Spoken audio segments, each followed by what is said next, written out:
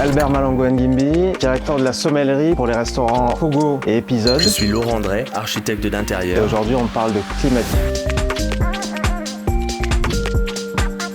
Aujourd'hui, les caves à vin prennent de plus en plus de place en dehors de la cuisine. On les dispose un peu plus dans les salles à manger, dans les salons, comme du mobilier à part entière. De fait, aujourd'hui, la cave, c'est plus simplement une zone de stockage pour garder son vin. On met en avant le flacon qui nous est cher, de la même manière qu'on peut faire un accrochage de tableaux ou, comme ici, mettre en avant des livres, des sculptures ou autres objets artistiques.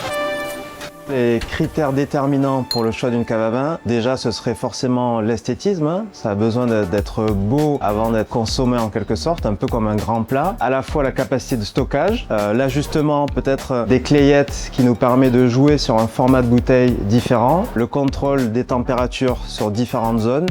Un des écueils qu'on avait jusqu'à présent, c'était le fort niveau sonore de ces types d'appareils. Il se trouve que depuis quelques années, un vrai travail a été fait pour réduire au maximum le niveau sonore.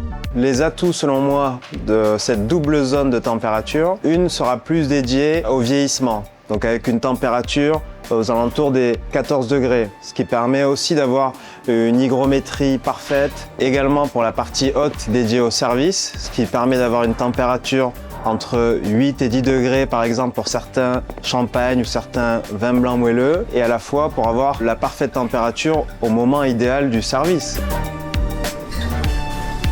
La lumière a été retravaillée pour ne plus éclairer comme avant simplement les bouteilles du dessus, mais avec cet éclairage latéral, on éclaire l'intégralité des flacons qui se trouvent dans la cave.